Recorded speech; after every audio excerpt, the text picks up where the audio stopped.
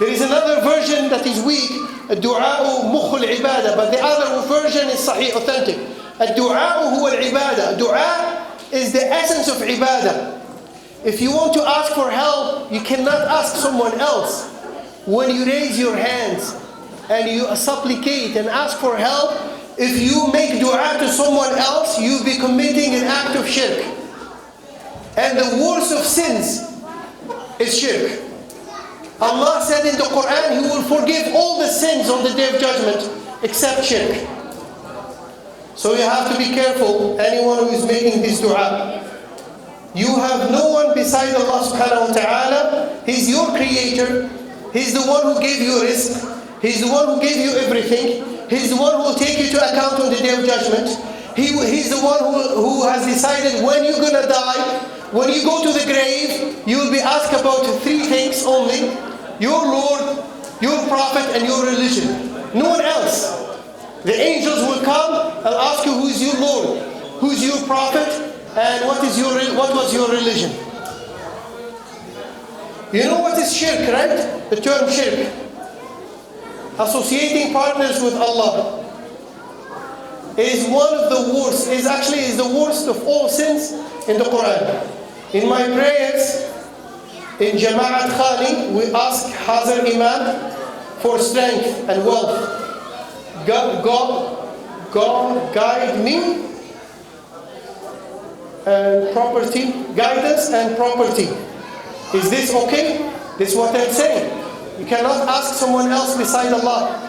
Because the Hazar Imam is a human being like you and me. And you will find out on the Day of Judgment that he's a human being like you and me. We are all humans. Even if he is from the family of the Prophet, I don't know about the Hazar Imam if he is from the family of the Prophet, but it doesn't mean the family of the Prophet, some of them are pious, some of them are ulama, some of them are great imams, some of them are not, some of them are kuffar. Abu Lahab is the uncle of the Prophet. Abu Lahab, you know Abu Lahab?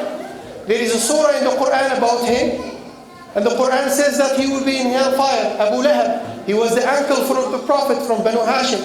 So it's not about a family. This religion is not about one family. It is a universal religion. It's for everyone. That's why Arabs and non-Arabs, all of them are the same in this religion. They are all the same. Who are the best people in the sight of Allah? The people of what? The people of taqwa. What is taqwa? Fear of Allah subhanahu wa ta'ala. These are the best people. So you cannot ask someone else beside Allah, otherwise you'll be committing a major sin.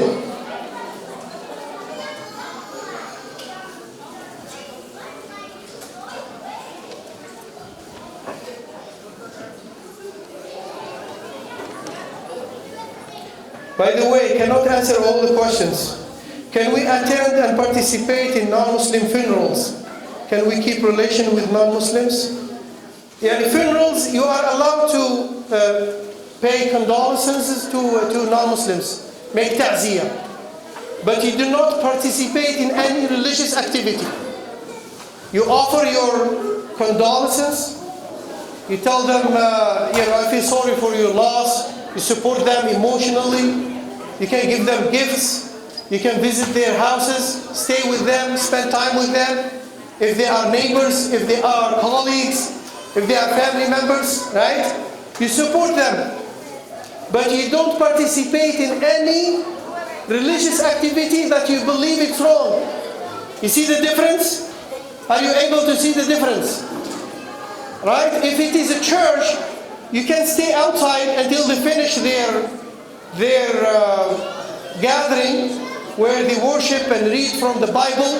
You can stay outside if they are your friends or neighbors or family members. You support them, emotionally support them, financially support them, but do not participate in any religious activity. Is that clear?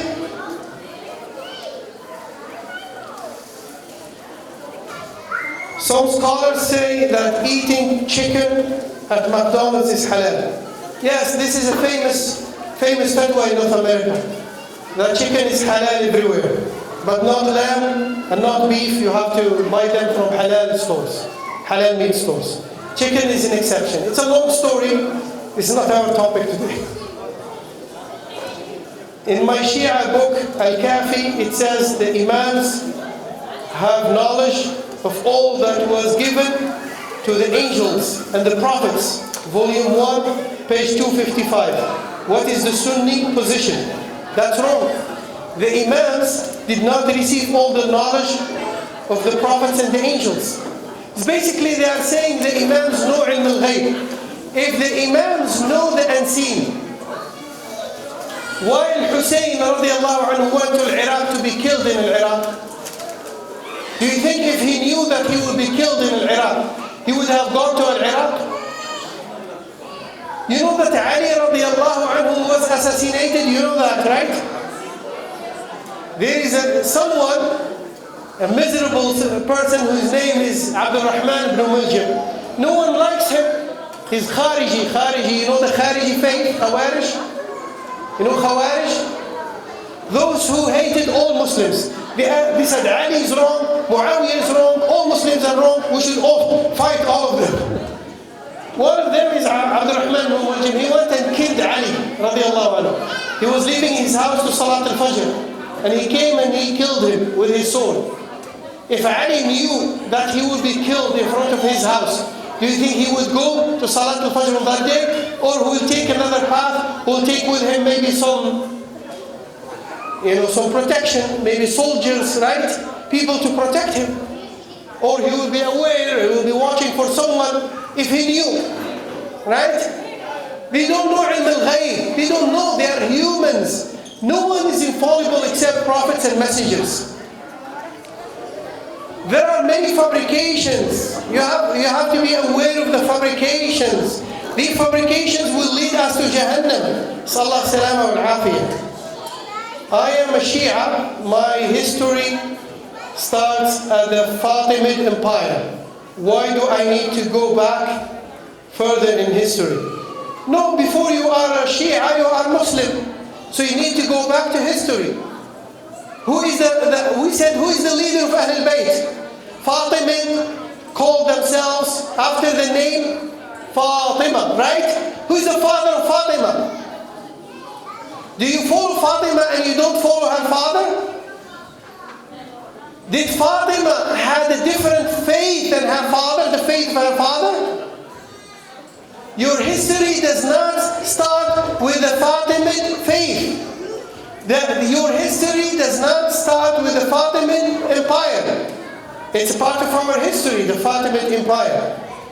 They are Ismailis, and they established their state in Egypt and North Africa, and they ruled there for 2 centuries or 3 centuries.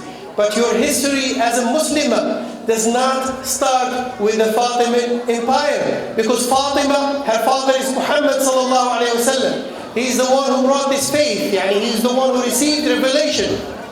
Fatima was following the guidance of her father. If we distinguish between Fatima and her father, then without a proof we will be misguided.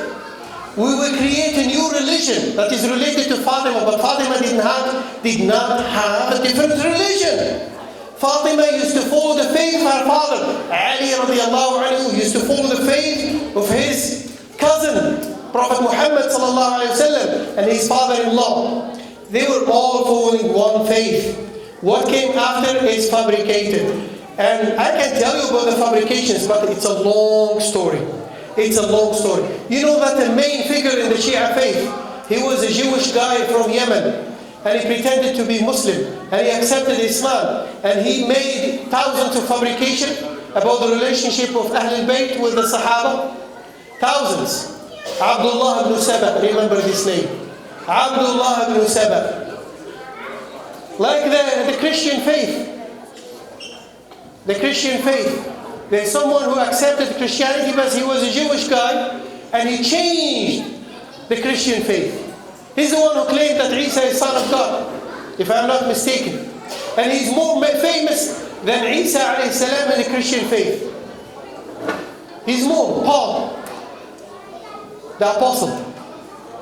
Now we have Abdullah ibn Saba within the Shia faith. He created many things.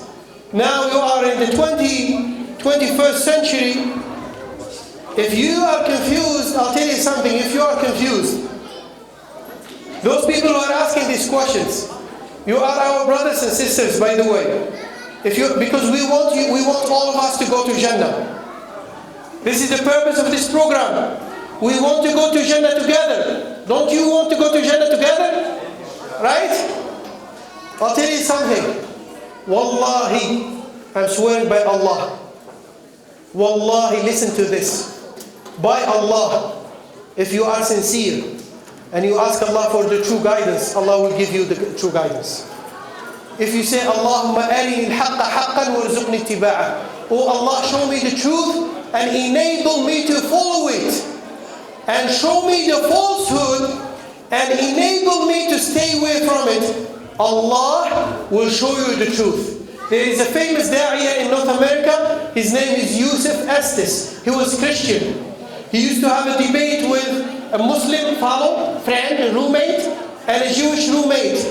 And he got confused. He told us, he came to Calgary, he told us about his story, how he became Muslim.